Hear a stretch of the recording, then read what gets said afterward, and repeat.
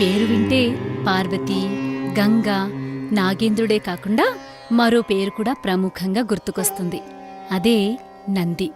నంది శివుని వాహనం. శివుడు ఎటు వెళ్ళినా నందిపై ఎక్కి వెళ్తాడు. ఇది మనందరికీ తెలిసిన విషయమే.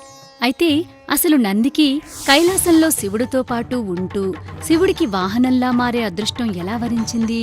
అది తెలియాలంటే ఈ కథ తెలుసుకోవాల్సిందే. పూర్వం శిలాద అనే మునీశ్వరుడు ఉండేవాడు. ఆయనకు పిల్లలు లేకపోవడంతో శివుడి గురించి తపస్సు చేయాలని నిర్ణయించుకున్నాడు. శివుని భక్తిలో మునిగిపోయి శిలాదముని కొన్నేళ్లపాటు తపస్సు చేస్తూనే ఉండిపోయాడు. శిలాదముని భక్తికి మెచ్చిన శివుడు అతని ముందు ప్రత్యక్షమై శిలాదా అని పిలిచాడు. శివుడు శిలాద వైపు చూస్తూ, నీకేం వరం కావాలో కోరుకో శిలాదా అని అడిగాడు. అప్పుడు శిలాదస్వామి, నాది ఒకే ఒక కోరిక, నాకు పిల్లలు లేరు, నాకు బిడ్డను వరంగా ప్రసాదించు అని అడిగాడు.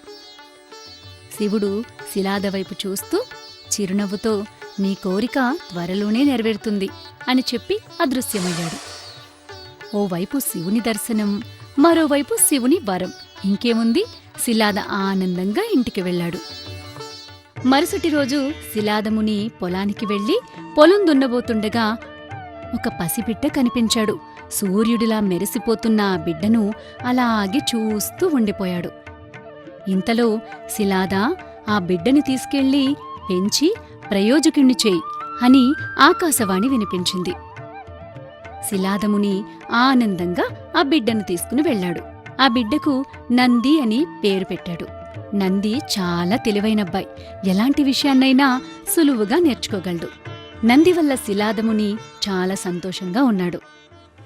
కొన్నేళ్ల తర్వాత మిత్ర, వరుణ అనే ఇద్దరు మునులు శిలాదముని ఇంటికి వచ్చారు. శిలాద వారిని సాదరంగా ఆహ్వానించి అతిథి మర్యాదలు చేశాడు. అంతేకాదు, వారిని తన ఇంట్లో విశ్రాంతి తీసుకోవాలని కోరాడు.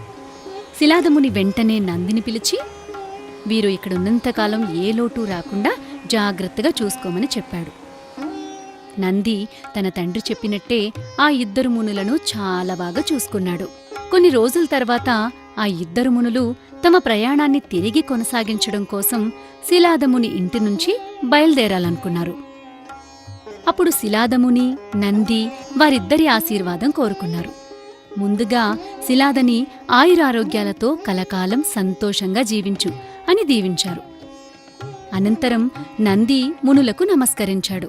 మునులు నందివైపు విచారంగా చూస్తూ, జాగ్రత్తగా ఉండు నాయనా, నీ తల్లిదండ్రులకు, గురువులకు మంచి పేరు తీసుకురా అని దీవించారు. నందిని దీవించే సమయంలో మునులు విచారంగా ఉండడం గమనించిన శిలాదముని వారి వెనక్కి కంగారుగా పరిగెత్తుకుంటూ వెళ్లాడు. వారి ముందు నిల్చుని ఆయాసపడుతూ, మీరు నా కుమారుడిని దీవించే సమయంలో విచారంగా ఉన్నారెందుకు? ఏదైనా జరగరానిది జరగబోతుందా అని అడిగాడు.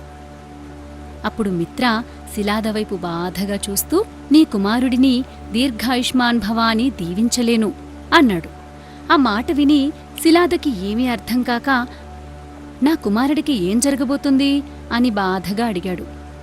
అప్పుడు వరుణ శిలాద వైపు చూసి, నీకు ఈ విషయం చెప్పాలంటే బాధగా ఉంది, కాని చెప్పక తప్పడం లేదు. నీ కుమారుడు పూర్ణాయుష్కుడు కాదు అని చెప్పాడు. అది విని శిలాద ముఖం ఒక్కసారిగా విషాదంగా మారిపోయింది. నంది దూరమవుతున్నాడని తెలిసి కుంగిపోయాడు. బాధతో అక్కడే ఆగిపోయాడు. తర్వాత బాధగా ఇంటివైపు బయలుదేరాడు. నంది శిలాదముని చూసి ఏదో జరిగిందని అర్థమై కంగారుగా, ఏమైంది నాన్నా అని అడిగాడు. శిలాదముని బాధగా మునులు చెప్పిన విషయం గురించి వివరించాడు. అది విని నంది భయపడతాడేమో అనుకున్నాడు శిలాదముని. కాని నంది మాత్రం నవ్వుతూ, మునులు చెప్పింది విని భయపడుతున్నావా అని అడిగాడు. శిలాదమునికి ఏమీ అర్థం కాక ఆశ్చర్యంతో నందిని చూస్తూ ఉండిపోయాడు. అప్పుడు నంది, నాన్నా, నువ్వు శివుణ్ణి చూశానని చెప్పావు. శివుణ్ణి చూసినవారు ఇలా మునులు చెప్పిన దానికి భయపడరు. నిజంగానే నేను మరణించాలని రాసున్నా ఆ రాతని శివుడు మార్చగలడు. ఆయన గొప్ప దేవుడు. ఆయన ఏదైనా చేయగలడు. మనం ఆయన్ని పూజిస్తున్నాం. మనకేదైనా జరిగితే ఆయన చూస్తూ ఊరుకుంటారా అన్నాడు. నంది మాటలకు శిలాదముని అలాగే చూస్తూ ఉండిపోయాడు. నంది, నన్ను దీవించండి నాన్నా అంటూ తండ్రికి నమస్కరించాడు. శిలాదముని విజయోస్తు నాయనా అని దీవించాడు. నంది భువన నదికి వెళ్లి నదిలో స్నానం చేసి భక్తి శ్రద్ధలతో శివుణ్ణి స్మరిస్తూ తపస్సు చేయడం మొదలుపెట్టాడు. నంది భక్తికి మెచ్చిన శివుడు నంది ముందు ప్రత్యక్షమై, నంది, కళ్ళు తెరిచి చూడు అన్నాడు. నంది చిన్నగా కళ్ళు తెరిచి చూశాడు. తన జీవితంలో తన కళ్ళు ఎప్పుడూ చూడని అందమైన రూపాన్ని చూస్తున్నాడు. శివుని అందమైన రూపాన్ని కళ్లతో చూసి గుండెల్లో బందీ చేసుకున్నాడు. అలా శివుణ్ణి చూస్తూ ఆయన్ని అడగడానికి ఏమీ లేదు, ఇక జీవితాంతం ఆయనతో ఉండిపోతే బావుండు అని భావించాడు. అప్పుడు శివుడు నందివైపు చూస్తూ, నంది, నీ భక్తి నన్ను ఇంత దూరం తీసుకొచ్చింది, నీకేం వరం కావాలో కోరుకో అని అడిగాడు. నంది తనకు తెలియకుండానే, స్వామీ, నాకు ఎప్పటికీ మీతో ఉండిపోవాలని ఉంది అన్నాడు. శివుడు చిన్నగా నవ్వి, నంది, నేను ప్రయాణించే నా వాహనం ఎద్దు దూరమైంది కాబట్టి నీ ముఖం ఎద్దు ముఖంలా మారితే నువ్వు నాతో పాటు కైలాసంలో ఉండొచ్చు, నా గణాలకు అధిపతి కూడా అవుతావు. అంతేకాదు, నువ్వు ఎప్పటికీ నాకు వాహనంలా, స్నేహితుడ్లా ఉంటావు అనన్నాడు. నంది భక్తితో కళ్ళు మూసుకున్నాడు. కళ్లనుంచి ఆనంద భాష్పాలు రాలాయి. శివుడు నందికి ఎప్పటికీ తనతో ఉండే వరాన్ని ప్రసాదించాడు. అప్పట్నుంచి నంది శివుడికి వాహనంలా, ద్వారపాలకుడిగా మరియు శివగణాలకు అధిపతిగా మారిపోయాడు.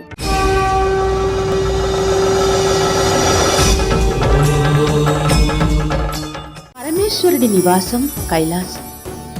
త్రిమూర్తులలో ఒకడైన పరమేశ్వరుడు నిత్యం తపస్సులో మునిగి ఉండేవాడు. కైలాసానికి సమీపంలోనే పర్వతరాజైన హిమవంతుడి రాజ్యం ఉండేది. హిమవంతుడి భార్య అప్సరస మేనక. వారికి జన్మించింది పార్వతి. పర్వతరాజు కుమార్తె కాబట్టి ఆమెకు పార్వతి అని పేరు వచ్చింది. పార్వతి అల్లారు ముద్దుగా పెరిగింది. ఆటపాటలతో కాలం గడుపుతూ ఉన్న చిన్నతనం నుంచి పార్వతికి పరమేశ్వరుడిని వివాహం ఆడాలని కోరిక ఉండేది. పార్వతి పెరిగి పెద్దదయ్యింది. ఒకరోజు నారదముని పార్వతి వివాహయోచనలో ఉన్న హిమవంతుడి ఆస్థానానికి వచ్చాడు. పార్వతిని చూడగానే ఆమె మదిలోని కోరిక తెలుసుకున్న నారదముని హిమవంతుడి వద్దకు వెళ్లి, రాజా, పార్వతికి శివుడిని తప్ప మరొకరిని వివాహం చేసుకోవాలని కోరిక లేదు అని చెప్పాడు. పర్వతరాజు ఎంత చెప్పినా పార్వతి పరమేశ్వరుని తప్ప మరొకరిని పెళ్లి చేసుకునేందుకు ఒప్పుకోలేదు. శివుడికి సేవ చేస్తానని చెప్పడంతో పర్వతరాజు ఆమెను తీసుకుని శివుని వద్దకు వెళ్లి తన కుమార్తె కోరిక చెప్పాడు. శివుడు ఒప్పుకోవడంతో పార్వతి ప్రతిరోజు శివుడికి పూజలు, సేవలు చేసేది. అదే సమయంలో తారకాసురుడనే రాక్షసుడు స్వర్గాన్ని ఆక్రమించుకున్నాడు. శివుని కుమారుని చేతిలోనే తారకాసురుడు మరణిస్తాడు. అలా వరం పొందాడు అతను. తారకాసురుని చంపాలంటే శివుని వివాహం అనివార్యమయ్యింది. బ్రహ్మదేవునికి ఇది తెలుసు. బ్రహ్మదేవుడు మన్మధుణ్ణి పిలిచాడు. శివుడి తపస్సు భగ్నం చేసి పార్వతీదేవిని వివాహం చేసుకునేందుకు అనుకూల పరిస్థితిని కల్పించమని ఆదేశించాడు. వెంటనే మన్మథుడు తన భార్య రతీదేవితో కలిసి కైలాసానికి వెళ్ళాడు. తపస్సులో మునిగి ఉన్న శివుడిని చూసి మన్మథుడు భయపడ్డాడు. శివుడు తపస్సు ఎలా భగ్నం చేయగలనా అని ఆలోచించాడు. శివుడికి పార్వతీదేవి పూజ చేసే సమయంలో ఆయన మీద బాణాలు వేశాడు మన్మథుడు. తపస్సు భగ్నమైన శివుడు కోపంతో మూడవ కన్ను తెరిచి చూడగా ఆ కంటి నుంచి వెలువడిన మంటలలో మన్మథుడు కాలిపోయాడు. తిరిగి తపస్సులో మునిగిపోయాడు శివుడు. జరిగింది చూసి భయపడిన పార్వతి కేవలం భక్తి ద్వారానే పరమేశ్వరుణ్ణి భర్తగా పొందగలను అనుకున్నది. అందుకోసం తను కూడా పరమేశ్వరుని ధ్యానిస్తూ తపస్సు చెయ్యాలని నిర్ణయించుకుంది. ఒకరోజు ఆమెకు ఒక ముని తారసపడ్డాడు. ఈ వయసులో అందమైన నువ్వు తపస్సు చేయడానికి కారణం ఏమిటి అని పార్వతిని ప్రశ్నించాడు. పరమేశ్వరుని వివాహం ఆడాలన్నది నా కోరిక అని పార్వతి చెప్పగా అది నెరవేరదని చెప్పాడు ముని. శివుడు మోసగాడని, అతడి కోసం సమయాన్ని వృధా చేసుకోవద్దని చెప్పాడు ఆ ముని. ఈ విషయం మీద పార్వతికి నచ్చజెప్పడానికి ముని చాలాసేపు ప్రయత్నించి విఫలమయ్యాడు. శివుడి గురించి ఎన్నో అబద్ధాలు చెబుతున్న ముని మీద కోపం తెచ్చుకుంది పార్వతీదేవి. చివరకు ఆ ముని తన నిజస్వరూపాన్ని ప్రదర్శించాడు. అతడు ఎవరో కాదు, సాక్షాత్తు పరమేశ్వరుడు. పార్వతిని పరీక్షించడానికి ఆ పరమేశ్వరుడే ఆ ముని రూపంలో వచ్చాడు. పరమేశ్వరుణ్ణి చూసి ఆనందపడింది పార్వతి. పార్వతిని వివాహమాడ్డానికి అంగీకరించాడు శివుడు. పరమేశ్వరుడి నిర్ణయాన్ని తెలుసుకున్న సప్తర్షులు హిమవంతుడి వద్దకు వెళ్లి అతడిని కుమార్తె వివాహానికి ఒప్పించారు. పార్వతీ పరమేశ్వరుల వివాహం వైభవంగా జరిగింది. వివాహమైన తరువాత ఇంద్రాది దేవతలు పరమేశ్వరుని వద్దకు వెళ్లి బ్రహ్మదేవుని ఆజ్ఞను మన్మథుడు పాటించాడని అతడిని తిరిగి బ్రతికించమని వేడుకున్నారు. మన్మథుణ్ణి తిరిగి బ్రతికించాడు శివుడు. కొద్ది కాలానికే శివపార్వతులకు ఒక కుమారుడు జన్మించాడు. అతడే కుమారస్వామి.